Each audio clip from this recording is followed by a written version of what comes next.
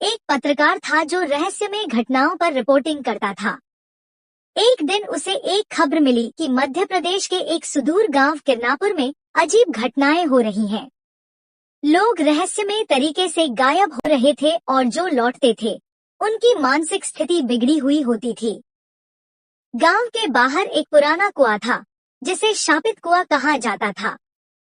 शिवम ने तय किया कि वो खुद जाकर इस मामले की तह तक पहुंचेगा। गांव तक पहुंचने के लिए कोई पक्की सड़क नहीं थी। एक पुराना संकरा रास्ता था जो जंगलों के बीच से होकर गुजरता था। शाम ढलने लगी थी जब वह गांव पहुंचा। गांव में अजीब सी खामोशी थी, जैसे सब कुछ थम गया हो। लोगों के चेहरे पर डर साफ नजर आता था। शिवम को गांव के बुजुर्ग रघुनाथ बाबा ने बताया, बेटा, उस कुएं के पास मत जाना। कहते हैं वहां रात को एक औरत की चीखें सुनाई देती हैं।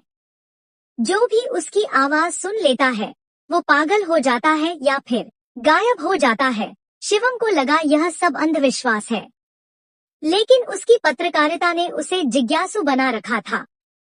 रात होते ही वह अकेले उस कुएं की ओर निकल पड़ा, एक टॉर्च और कैमरा लेकर। जंगल के बीच में स्थित वो कुआं वाकई डरावना था। उसकी दीवारों पर कुछ अजीब सी आकृतियां बनी हुई थी। शिवम ने टॉर्च से कुएं के अंदर झांका। गहराई में सिर्फ अंधेरा था।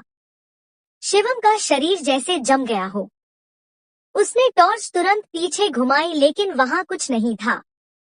पहली रात की दहशत शिवम किसी तरह खुद को संभालते हुए गांव वापस लौट आया, लेकिन उस रात वह चैन से नहीं सो पाया। बार बार उसे एक औरत की धीमी सी आवाज सुनाई देती रही, पलट कर मत देखना। सुबह होते ही उसने कुछ ग्रामीणों से बात की। एक महिला ने डरते हुए बताया कि उसकी बहन पिछले महीने उस कुएं के पास गई थी और फिर कभी नहीं लौटी। हमने आवाज सुनी थी उस रात, उसने कांपती आवाज में कहा। किसी औरत की चीख थी, जैसे कोई मदद मांग रही हो। शिवम को यकीन हो गया कि यहाँ कुछ तो गड़बड़ है। गांव के स्कूल की लाइब्रेरी में शिवम को एक पुरानी डायरी मिली।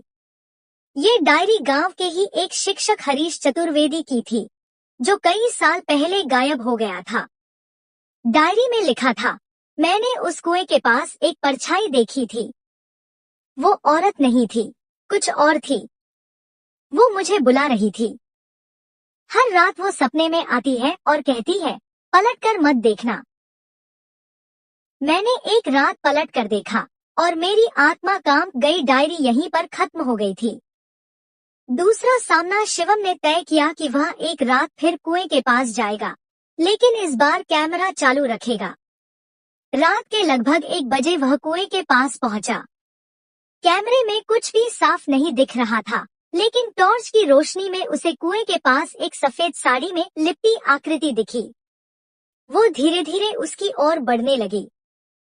शिवम ने डरते हुए कदम पीछे खींचे। वो आवाज फिर आई, पलट कर मत देखना।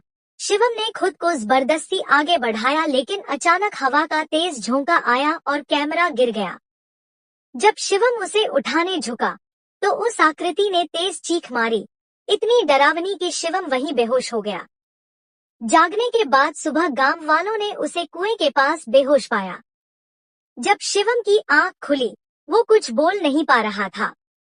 उसकी आंखें डर से चौड़ी थी और वह बस एक ही बात बड़बड़ा रहा था, मैंने पलट कर देखा। शिवम की आखिरी रिकॉर्डिंग कुछ दिन बाद गांव के एक लड़के ने शिवम का कैमरा वापस लाकर पुलिस को दिया।